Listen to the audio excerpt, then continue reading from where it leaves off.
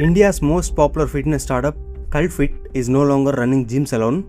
30% of the revenue is coming from products like apparel, footwear, athleisure, gym equipment, and even bicycles. In FY 2025, their operating revenue is around 1215 crores. So out of that, 30%, that is 300 plus crores, came from products, and 70% came from gym memberships. So Cult.fit is trying to become India's Decathlon for fitness consumers. Cult.fit is still in losses, but their losses are slightly decreasing and the revenue is growing quite decently every year. In FY 2025, the revenue grew 30% compared to the previous year and the losses reduced by 10%.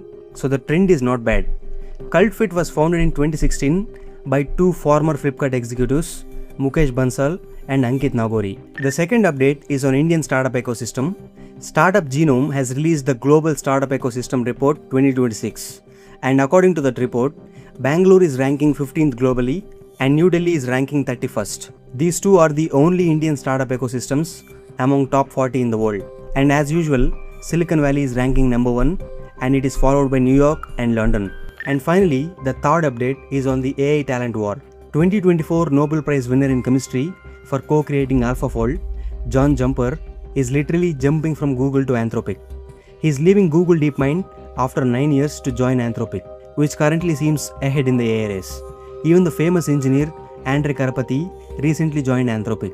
And along with John Jumper, Gemini co-lead Noam Shazir dumped Google Mind to join OpenAI. So the talent war is out open between AI companies to win the ultimate AI war. Now we'll learn some fundamental lessons from the most famous book on startups, The Lean Startup by Eric Ries. The number one mistake that we should not do is, we should not take the idea too seriously. We should treat an idea like an experiment. Once we have an idea, we should not do the biggest mistake everyone makes. We should not work on it for 6 months or 1 year to build a product on that. That's deadly, because we don't know whether people want it or not. We don't know whether people will pay for it or not. We don't know whether it financially makes sense or not. Instead of working on it for months or years, we should just build a minimum viable product within days or maximum 1 week.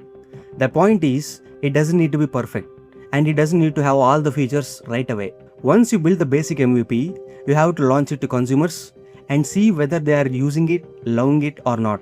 Based on the data, we can decide whether we have to improve the product further or completely change the idea. The important thing is, we should not take ideas or products too seriously unless people are falling in love with them. Until you find the right idea that everyone loves, treat every idea and every product like a short and fast experiment to test and gather data. So this is the third episode of Unicorn Club. Subscribe to X-Legio for more episodes.